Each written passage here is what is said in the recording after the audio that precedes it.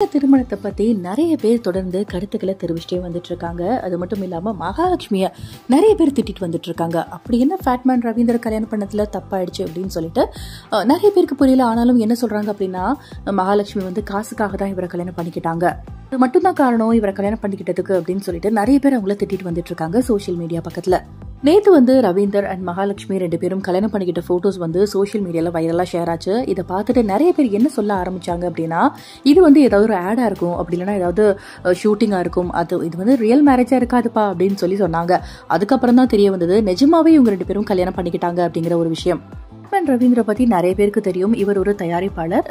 முருங்கைக்காய் சிப்ஸ் நட்புனா என்னன்னு தெரியுமா அப்படிங்கிற படங்கள் இவர் தயாரிச்சிருக்காரு.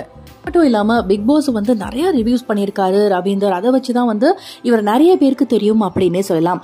மகாலட்சுமியை பத்தி சொல்லணும் அப்படின்னா, சன் மியூசிக்ல ஒரு ஆங்கரா தான் இவங்க ஸ்டார்ட் பண்ணாங்க. அதுக்கப்புறமா நிறைய சீரியல்ஸ் கூட இவங்க நடிச்சாங்க. சீரியல்ஸ்ல மோஸ்டா இவங்க நடிக்கிறது வில்லி கேரக்டர் தான் இவங்க சூப்பரா நடிச்சிருப்பாங்க. அதுக்கப்புறமா 2014 இவங்களுக்கு கல்யாணம் ஆச்சு. கல்யாணம் ஆகி இவங்களுக்கு ஒரு பையன் இருக்கான். அது மட்டும் இல்லாம அந்த மேரேஜ் டிவோர்ஸ்ல முடிஞ்சிருது.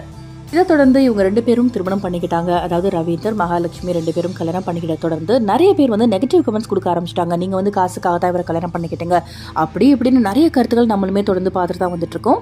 அதுக்கு ஒரு சூப்பரான பதில மகாலட்சுமி சோசியல் மீடியா பக்கத்துல கொடுத்திருக்காங்க.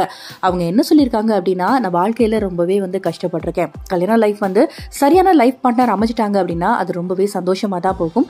ஆனா எனக்கு அப்படி வாய்க்கல. அதுக்கப்புறமா தான் ரவீந்தர் அவர்கள் மீட் பண்ணேன். ஃபர்ஸ்ட் ஒரு நல்ல நட்பா இருந்துச்சு. அதுக்கப்புறம் தான் நான் அவரை கல்யாணம் பண்ணிக்கிட்டேன் அப்படிங்கிற மாதிரி சொல்லியிருந்தாங்க.